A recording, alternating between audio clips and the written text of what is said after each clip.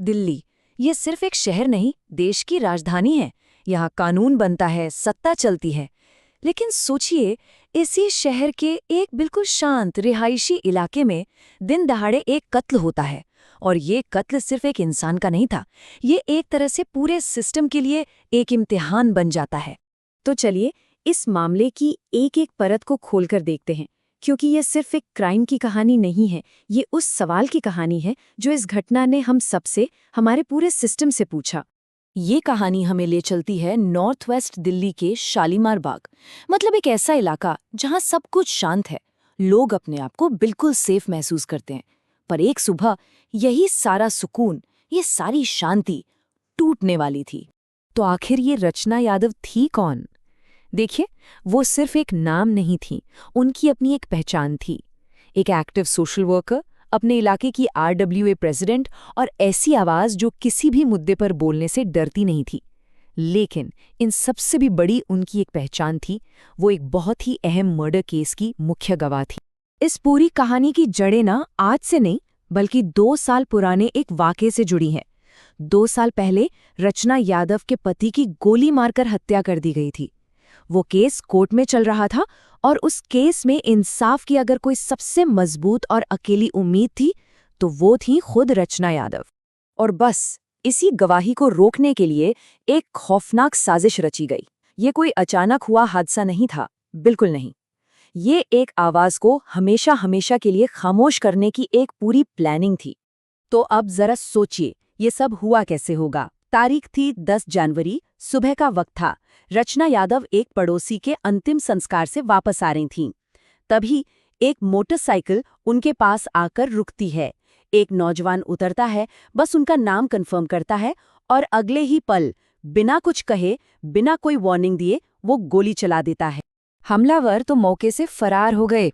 उन्हें लगा होगा कि वो बच निकले, लेकिन शायद वो एक चीज भूल गए कि उनकी हर एक हरकत, उनकी बाइक, यहाँ तक कि उनके चेहरे, सब कुछ पास लगे CCTV कैमरों में रिकॉर्ड हो रहा था। और यही फुटेज इस केस का सबसे बड़ा सुराग बनने वाला था। इस एक घटना ने ना पूरी दिल्ली को हिलाकर रख दिया और एक बहुत सीधा, बहुत बड़ा सवाल खड़ा कर दिया। सवाल ये था कि अगर मुख्यमंत्री आवास के इतने पास दिन दहाड़े एक गवाह की हत्या हो सकती है, तो फिर क्या देश में कोई भी गवाह सच में सुरक्षित है? अब पुलिस के सामने चुनौती थी इस साजिश का पर्दाफाश करने की। ये एक हाई प्रोफाइल केस था और इसे सुलझाने के लिए दिल्ली पुलिस ने सच में अपनी पूरी ताकत लगा दी। आप इस केस की गंभीरता का अंदाजा बस एक नंबर से लगा सकते हैं, 200। दिल्ली पुलिस के 200 से ज्यादा अफसर और जवान सिर्फ इस एक केस को सुलझाने में लगा दिए गए थे। ये सिर्फ एक नंबर नहीं है, ये इस बात का सबूत है कि सिस्टम पर लगा ये दाग कितना गहरा था। और हाँ, ये कोई मामूली जांच नहीं थी। पुलिस ने लेटेस्ट टेक्नोलॉजी का पूरा इस्तेमाल किया। दर्जनों CCTV फुटेज को AI की मदद से एनालाइज किया गया। हजारों मोबाइल नंबर्स का डेटा और लोकेशन ट्रैक हुआ और एक एक कॉल डिटेल रिकॉर्ड को बहुत बारीकी से खंगाला गया। दिन रात की इस मेहनत के बाद पुलिस के हाथ एक नाम आया, भारत यादव। और जानते हैं ये कौन था?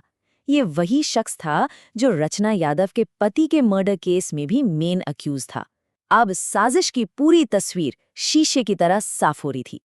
तो मुख्य संदिग्ध की पहचान तो हो चुकी थी। अब काम था उसे पकड़कर सलाखों के पीछे पहुंचाने का। एक बहुत बड़े सर्च ऑपरेशन के बाद जब गिरफ्तारी हुई तो इस हत्या के पीछे का जो मकसद सामने आया वो और भी ज्यादा खौफनाक था। वैसे ये गिरफ्तारी इतनी आसान भी नहीं थी।